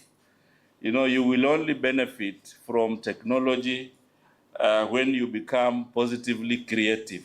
Not a situation where you use the online platform negatively and then you begin to ruin your profile at that level. When I listen to the young girl here, and those who spoke, the young people who spoke, they have passion and commitment on what they have learned. They have demonstrated that whatever they learned at that non-formal level has really been helping them to shape their future. Those are the kind of positive stories that we want to encourage. Those are the kind of positive stories that we would wish to pick and support. But in a situation where technology is used for negative energy, and when you put anything online, it goes to the entire world. Even if you meant it for one person, it goes to the entire world. And therefore, your profile is dented. I would like to take this opportunity to say that going forward, we will create an enabling environment in terms of policy, in terms of legislation, to ensure that youths can have an environment where they can realize their dreams and their potential. But the most important is use technology positively, not use technology to ruin your life. I know that our theme here is a new, looking at a new bearing. New bearing, it looks like we are moving in a new direction. That new direction will require us to look at issues of new skills. What are the new opportunities? What are the emerging challenges? And I'm sure the conference here will be able to center their discussion on seeing how they can unravel together this new bearing, looking at the kind of opportunities and challenges for the future. As government of Kenya, there has been a lot of investment in our youth. We have a whole labor mobility program where we provide an opportunity for the youth who would wish to work outside Kenya. We provide government support because we know previously we have had people who are not properly agents, and they used to exploit the young people. So we have now invested in a labor mobility, and our youth fund, headed by the CEO here, has been very supportive, to see the kind of cost required. Thank you very much. The kind of cost required, maybe medical and stipend, to ensure that our youth are properly guided. Within education, we have a robust investment on seeing how we can strengthen our higher education, but looking at the kind of skills. So we are investing a lot in technical vocational training. where we are also looking at how can we skill our youth. And of course, it will be important to mention that the mentorship program through presidential award is also a very critical facet of this investment. So as government, we will continue to work together. We'll continue to work with the partners. We will be open for discussion. We will be looking keenly at the report and the recommendations of this conference, and we will pick them so that we can be able to see how we can turn them into action. The PS Youth Affairs is not just youthful, he's a youth. He's a youth. And that is a clear demonstration of how His Excellency the President recognizes youth. So if there have been issues before where youth have been looking for spaces, one of you is at the helm now of the management of youth affairs. And for me, it's just to ask you to give him support so that he can provide leadership on matters policy, on matters legislation. But as a youth, I'm sure he's also coming in with a lot of experience, and therefore he's not theoretical. He is very practical. He's been a student leader. So those who are in the higher institutions of higher learning, he has been there. So I think what I want to ask you is to give him a lot of support. We are rolling out a youth engagement program we have coined the WAZO, where we bring the youth on the table with government agencies so that we can connect them with opportunity. And I know Gloria is sitting in the midst. She's also youthful. She's actually a youth. And she's leading the National Youth Council as the CEO and also coordinating this kind of engagement across the country. And I'm happy that Gloria and Margaret, the CEO of the award scheme, the President's Award, they are working together. And we meet many times to strategically see how we can support them. I'm sure going forward, the institution here will be much stronger. I know the chair, when you came here, you said you have 1 week to close. So we will see how we can have continuity in the governance of the institution. There should be no worries about it. And I want to thank you, our elder brother Muhoho, for finding time to be here with us. I'm sure your wise counsel will be very useful in this conference.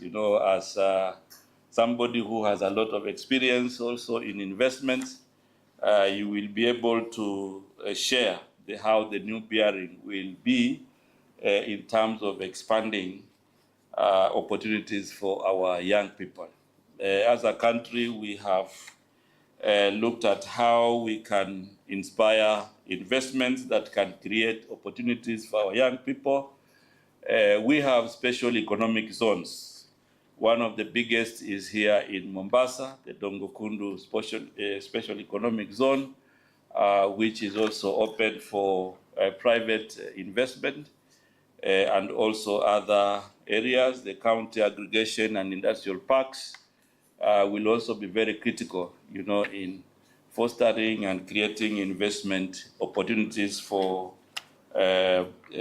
investors, but also create jobs for our young people.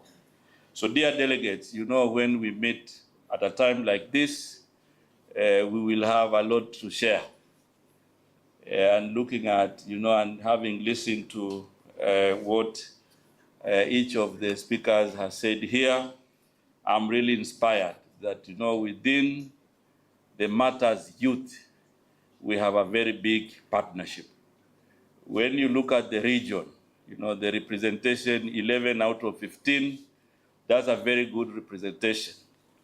If we work with the young people positively, this will create peace in Africa. And that is where we need to put our investments. So to our delegates, we wish you a fruitful deliberations, and may your engagement be bold forward-thinking, and impactful. With those many remarks, I now declare this conference officially open. Thank you very much.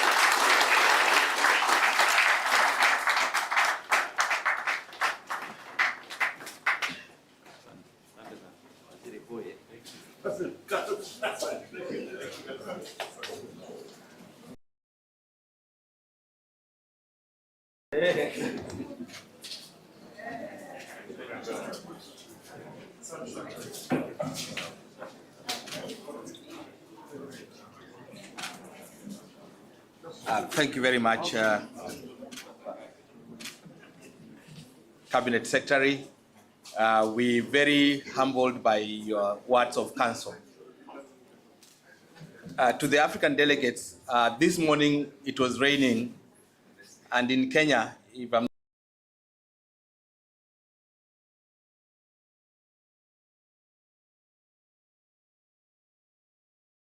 I've gotten some whispers, Cabinet Secretary, from the Nigerian team. We were expecting the Minister for Finance to be with us this morning, but there was a cabinet meeting as we are speaking, and he's promised to be in Kenya tomorrow evening and to grace the closing function. They are saying to me that they also want you to come to Nigeria in November and be part of the ministerial summit. We'll be sharing more information with you. So thank you very much. With your permission, we want to ask a request for a photograph with the delegates and also with the people who have attended today. I will ask that the chairman, our chairman, Mr. Uhuru Kenyatta, to hold the guest a little bit to allow the rest of the visitors to do a formation. And once the formation is ready, we'll then walk you there. I was saying, Chairman, that you hold the visitors a bit, have some bit of bilaterals, and then we'll get everybody else out. We get right formation, and then we shall walk you there, and then we shall have a cup of tea, and then we shall release you. We know we are very busy. For the delegates, our conference will commence at 2 p.m.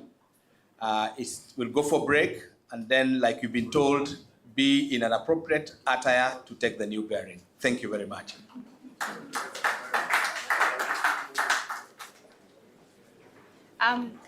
Good afternoon, everybody.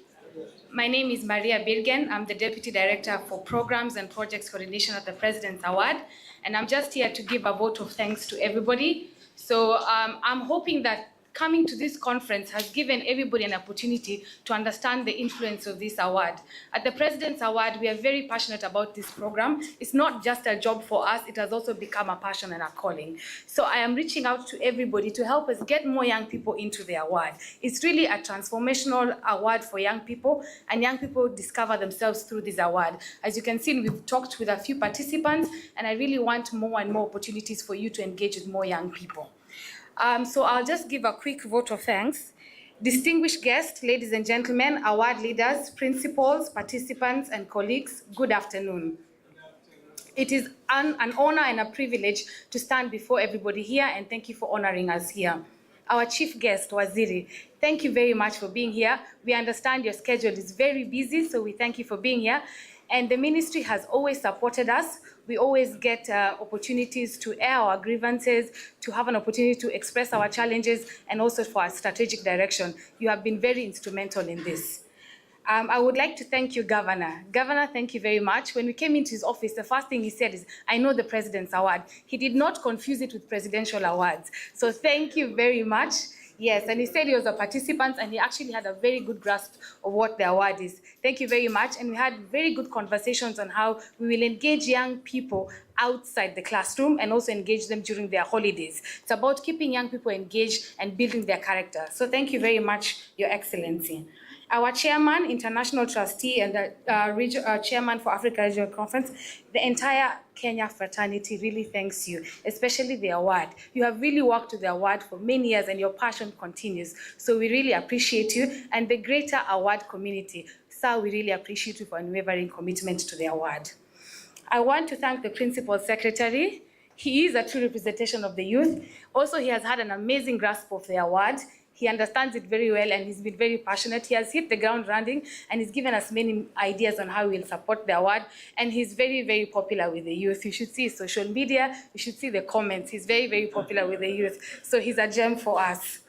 Secretary General, thank you so much. Always honoring Kenya, always being part of Kenya's initiatives, and also thank you for challenging us to take the award to greater heights. I always draw a lot of passion for how you encourage us, especially the strategic direction of the award internationally, also in Africa. Our Board of Trustees. I really, really want to thank our Board of Trustees. One thing I can tell you, they're very passionate about the young people. Every decision they make is about the participant, the young person, and they're always very keen on engaging young people in very many ways. So our Board of Trustees, we thank you very much. We thank you for everything, and they always guide us. I want to also thank other board members from across the African continent, the trustees. Thank you for honoring our invite. Thank you for coming and gracing us in our conference. I want to thank our delegates who have come. I've had the opportunity to interact with some delegates even last year in the previous conference. Thank you so much to come. It's an amazing platform where we really get to engage with other national directors and draw ideas together. And I can tell you it's one big fraternity because we are always engaging and exchanging ideas as an African continent. We truly are as a one team when it comes to the award in the Africa regional. I would like to thank the CEOs present from the ministry. We have our, there's a NYC CEO, she's also a participant, she did also the award. So I would like every time I go into the room, I hear 4 or 5 people have done the award. So we thank the CEOs from our ministry, thank you for gracing us here today. Award leaders, we can never say enough thank you. The award leaders do this award and they run it on voluntary basis. They take time out of their 8 to 5 and they run the award 5 to 8. They run the award over the weekend, so thank you. Our principals play a very key role on how this award survives and the continuity. The buy-in from the principals has taken this award to greater heights. So I really, really want to thank our school principals. The next set of people I want to thank is our gold award holders who are standing here. They are our young volunteers who have made this conference possible through their support. They are here dressed in white. They can be easily identified. The award, the way it survives is through the young people who help us run this award. We are a small staff at PAK, but we have a network of 800 young volunteers across all the counties who we train, who help us with the award. They are gold award holders, and this is a demonstration of how the award continues to encourage young people to give back to the community. They are always willing to help. They will do anything for the award, and I'm always thankful for them, and they have an amazing passion for the award. So, Your Excellency, these are the young people from your area. Please engage them, and they are very good in their volunteer spirit. I also want to thank now the team that has helped us do this conference.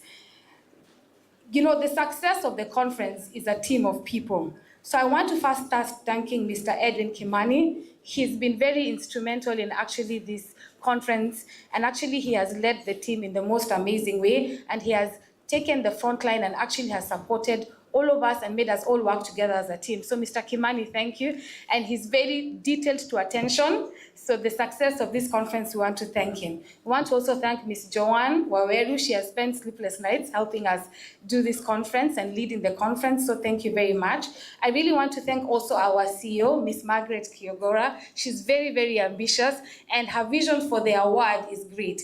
So she keeps giving us amazing ideas to take the award to the next great length. She actually helps us think outside the box. So I really want to thank you so much, our CEO, as we take the award to great lengths. I also want to thank the staff that is not here. There's some staff members that we have here, and then we have staff members that are not here who have helped us run this conference. And then finally, I want to thank the incredible team, the technical team, the protocol officers, the hospitality, and the wonderful staff at Voyager. Thank you so much for supporting us and making sure everything runs smoothly, and also ensuring that their award is appreciated. For me, I want to take, this is not that a ceremony, but let's take it as we are sparking something new. Let's make this a movement for the President's Award and for the award in greater. So thank you, everybody. Karibu Mombasa County. Asanteni sana.